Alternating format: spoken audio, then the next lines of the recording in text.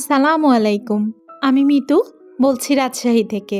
Bangladeshi blogger Mitu চ্যানেলের আরও একটি নতুন ব্লগ দেখার জন্য আপনাদের সবাইকে ওয়েলকাম করছি। যে যেখান থেকে আমার আজকের ভিডিওটি দেখছেন, আশা করি আল্লাহর রহমতে সবাই ভালো আছেন, সুস্থ আছেন। আলহামদুলিল্লাহ, আল্লাহর অশেষ রহমতে আমরাও ভালো আছি, সুস্থ আছি। সবার সুস্থতা কামনায় আজকের ব্লগটি শুরু করছি।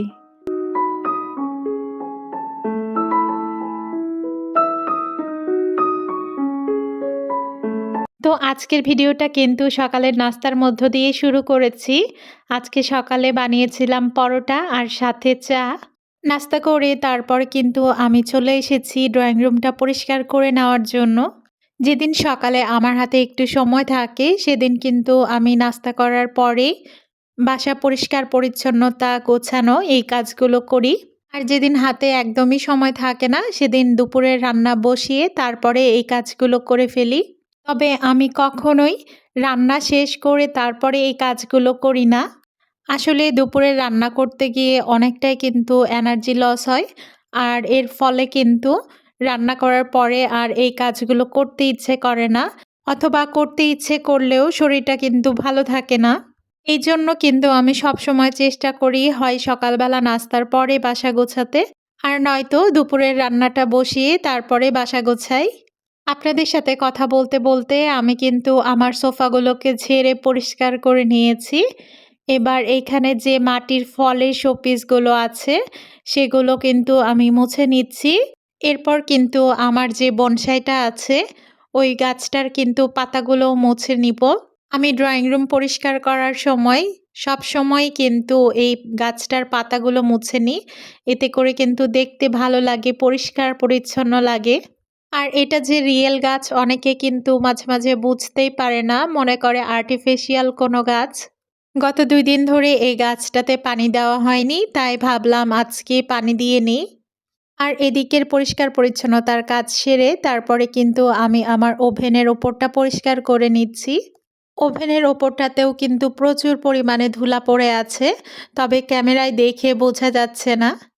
আজকেও কিন্তু বকবক করতে করতে আপনাদের কাছে একটা লাইক চাইতে ভুলে গিয়েছি। এখন যখন মনে পড়েছে তো আপনাদের কাছে একটা লাইক চেয়ে নিচ্ছি। একটা লাইক দিয়ে সম্পূর্ণ ভিডিওটি দেখে নেবেন, আশা করি বরাবরের মতোই ভালো লাগবে।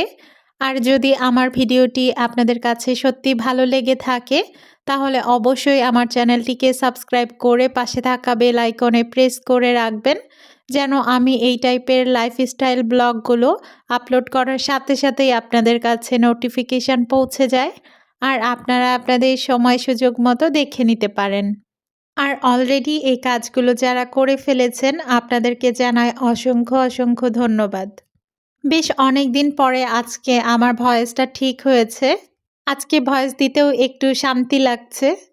প্রায় 10 দিন আমি অনেকটাই কষ্ট করেছি এই ভয়েসের সমস্যা নিয়ে। আর সব কিছু পরিষ্কার করে এখন আমি চলে এসেছি আমার ড্রয়িং রুমের টি টেবিলটা পরিষ্কার করে নিতে। এই টেবিলটা একটু ডার্ক কালার হওয়ায় ধুলা পড়লে খুব বেশি বোঝা যায় আর তখন কিন্তু দেখতে খুব বেশি খারাপ লাগে। তাই অন্য কিছু প্রতিদিন পরিষ্কার না করলেও এই টেবিলটা আমাকে প্রতিদিনই পরিষ্কার করতে হয়।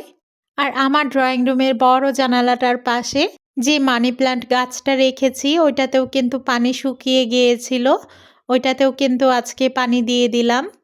পরিষ্কার পরিচ্ছন্নতার কাজ শেষ করে এরপরে কিন্তু আবার কিচেনে চলে এসেছি। এখন কিন্তু দুপুরে রান্নার জন্য প্রস্তুতি নিয়ে নিচ্ছি। চিংড়ি মাছ রান্না করব আজকে, তার জন্য চিংড়ি মাছটা কেটে নিচ্ছি। আজকে বেশ অনেক দিন পর কিন্তু আমি বড় চিংড়ি মাছটা রান্না করব।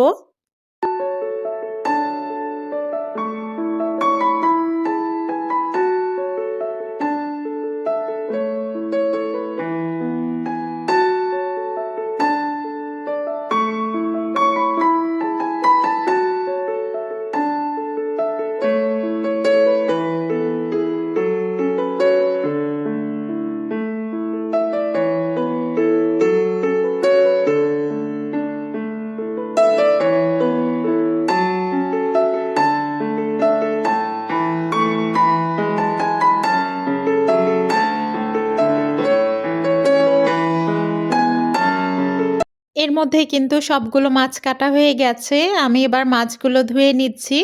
কতগুলো চিংড়ি মাছ ভিজিয়েছিলাম, তবে কাটা বাছার পরে মাত্র এইটুকু হয়েছে। আসলে চিংড়ি মাছের খোসা ফেলে দিলে আর মাছে কিন্তু তেমন কিছুই থাকে না। রান্না করতে এসে দেখি জিরা গুঁড়া শেষ হয়ে গেছে। গতকালই আমি দেখেছিলাম, তবে আমার একদমই মনে ছিল না। তাই জিরাটা প্রথমে একটু টেলে নিচ্ছি। একদমই কিন্তু হালকাভাবে টেলে নিয়েছি, যেন জিরাটা একদমই মিহিভাবে গুঁড়া হয়। আমার হাতে সময় থাকলে আমি রোদে দিয়ে গরম করি, তারপরে ঠান্ডা করে নিয়ে ব্লেন্ড করি। তবে আজকে যেহেতু হাতে একদমই সময় নেই, তাই আমি টেলে নিয়েছি। এর মধ্যে কিন্তু বেশ কিছু সময় পার হয়ে গেছে আর জিরাগুলো ঠান্ডা হয়ে গেছে। এখন কিন্তু এগুলো আমি গুঁড়া করে নিব, তারপরে কিন্তু রান্না বসাবো। জিরা গুঁড়া ছিল না, এই জন্য কিন্তু আমি এখনও রান্না বসাতেই পারিনি।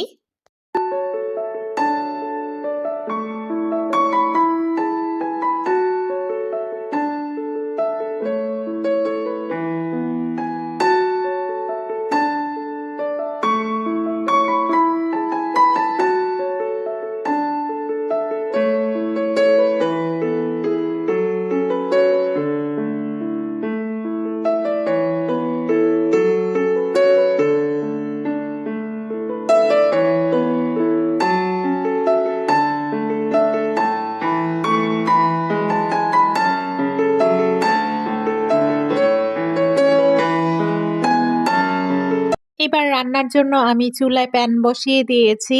এখন কিন্তু প্রথমে চিংড়ি মাছটাই রান্না করে নিব। আজকে শুধু চিংড়ি মাছ ভুনা করব আর সাথে করব মিষ্টি কুমড়ার ভর্তা। এটা দিয়ে কিন্তু আমাদের দুপুরের খাওয়া হয়ে যাবে। দুপুরবেলা তো এটা দিয়ে হয়ে যাবে, আর রাতে ইচ্ছে আছে একটু বিরিয়ানি খাওয়ার, তো বাইরে থেকে বিরিয়ানিটা অর্ডার করে দিব। এই ভিডিওটা কিন্তু ছিল শুক্রবার দিনের। শুক্রবার আসলেই সবার বাসাতেই কিন্তু একটু ভালো মন্দ রান্না হয়, মজার কিছু রান্না হয়, আর নয়তো বাইরে থেকে কিনে আনা হয় স্পেশাল কিছু। তো আমার বাড়িতেও একই অবস্থা, হয় আমি ভালো কিছু রান্না করি, নয়তো রান্না করতে ইচ্ছে না করলে আমি বাইরে থেকে কিনে আনাই। তবে বেশিরভাগ সময় দেখা যায় আমি বাসাতেই রান্না করি ভালো কিছু, কারণ বাইরের খাবারটা সবসময় কিন্তু আমরা একটু এড়িয়ে চলারই চেষ্টা করি। চিংড়ি মাছটা কষিয়ে নেওয়া শেষে তারপর কিন্তু পানি দিয়ে এরপর ঢাকনা দিয়ে দিয়েছি। আর চিংড়ি মাছটা হতে হতে এইদিকে কিন্তু আমি মিষ্টি কুমড়া কেটে নিব।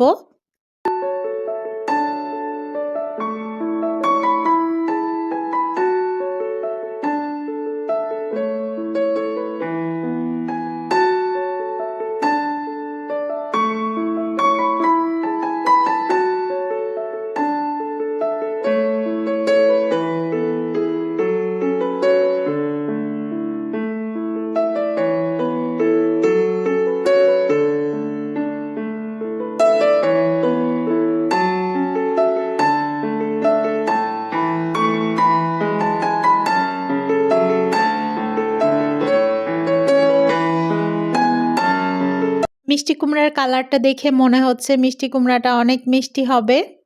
আর এই তো চিংড়ি মাছ রান্নাটাও কিন্তু প্রায় শেষের দিকে। চিংড়ি মাছ রান্না হয়ে গেলে এই প্যানেই কিন্তু আমি মিষ্টি কুমড়া সিদ্ধ বসিয়ে দেব, কারণ এই মশলাগুলো মিষ্টি কুমড়ার সাথে মিশে যাওয়ার কারণে ভর্তাটা কিন্তু খেতে বেশি স্বাদ হবে। আর চিংড়ি মাছ আর মিষ্টি কুমড়ার কম্বিনেশনটা তো সবসময় ভালো হয়, তাই ভাবলাম এই প্যানটা না ধুয়ে এটাতেই কিন্তু মিষ্টি কুমড়ার সিদ্ধ বসিয়ে দিব।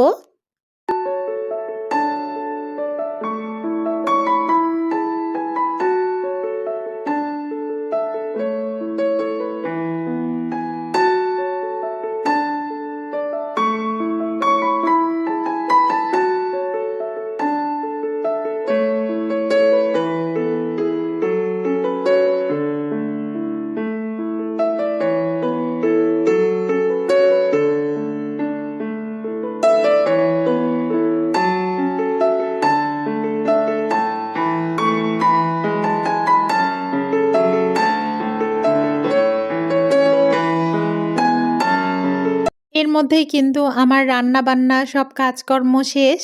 তো দেখলাম কিছু কাপড় চোপড় জমে গেছে, তো ভাবলাম যে ওয়াশিং মেশিনে এখনই দিয়ে দিই।